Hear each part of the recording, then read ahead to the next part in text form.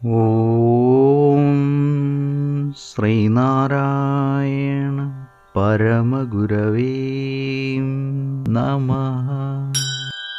സുപ്രഭാതം.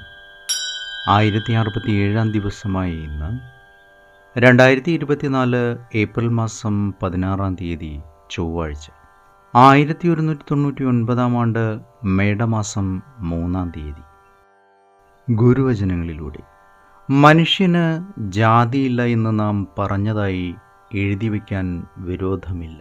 ജാതി ഉണ്ടെന്നുള്ള വിചാരം പോണം, അതാണ് വേണ്ടത്.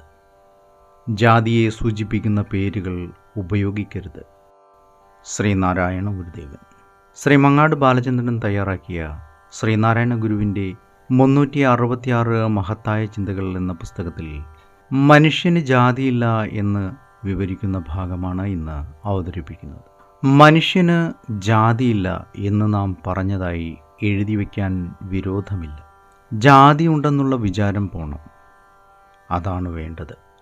ജാതിയെ സൂചിപ്പിക്കുന്ന പേരുകൾ ഉപയോഗിക്കരുത്. 1927 ആലുവ അദ്വൈതാശ്രമത്തിൽ വിശ്രമിക്കുന്ന അവസരത്തിൽ ഒരു ഭക്തനോട് വെളിപ്പെടുത്തിയതാണിത്. അർത്ഥശൂന്യങ്ങളായ ചില സാമൂഹ്യ വ്യവസ്ഥകൾ ഇന്നും സമൂഹത്തിൽ നിലനിൽക്കുന്നുണ്ട്. അതിലൊന്നാണ് ജാതി. മനുഷ്യനെ പല തട്ടുകളാക്കി വിഭജിച്ചു നിർത്തുന്ന ജാതി വ്യവസ്ഥ മനുഷ്യർക്കിടയിൽ അസ്വാതന്ത്ര്യത്തിൻ്റെയും വിവേചനത്തിൻ്റെയും വൻ മതിലുകൾ ഉണ്ടാക്കിയിട്ടുണ്ട്. എൻ്റെ ആളുകൾ, നിൻ്റെ ആളുകൾ എന്ന നിലയിലേക്ക് മനുഷ്യൻ മാറിയത് ഭൂമിയിലില്ലാത്തതും മനസ്സിലുള്ളതുമായ ഈ ജാതി മതിലുകളുടെ ഫലമായിട്ടാണ്. എല്ലാ മനുഷ്യരുടെയും ശരീര അവയവങ്ങളുടെ ധർമ്മം ഒരുപോലെയാണ്.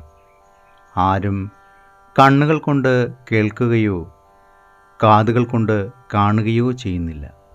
പിന്നെ എന്തടിസ്ഥാനത്തിലാണ് മനുഷ്യൻ വിഭജിക്കപ്പെടുന്നത്? പ്രാണവായുവിനെ വലിച്ചെടുക്കുന്നതും പുറന്തള്ളുന്നതും ഒരേ നിലയിലാണ്. ഇതിനായി ശരീരത്തെ പാകപ്പെടുത്തി നിർത്തുന്നതും ഒരേ ചൈതന്യമാണ്. പിന്നെ ജാതി എന്നത് എന്താണ്? മനുഷ്യൻ അവൻ്റെ സ്വാർത്ഥലാഭങ്ങൾക്കായി ഉണ്ടാക്കിയ ചില ഏർപ്പാടുകൾ മാത്രമാണ്. അശാസ്ത്രീയവും യുക്തിരഹിതവുമായ ഒരു സങ്കല്പം മാത്രമാണ് ജാതി. അതുകൊണ്ട് മനോബുദ്ധികൾ മലിനപ്പെടുകയേയുള്ളൂ. ഇല്ലാത്ത ഒന്നിനെ ഉള്ളതായി സങ്കല്പിച്ചാൽ അതുകൊണ്ട് ദോഷമല്ലാതെ ഗുണമുണ്ടാവുകയില്ല എന്നത് പ്രകൃതി തത്വമാണ്. അതിനാൽ പേരുകളിൽ പോലും ജാതി സൂചന ഉണ്ടാകരുത്.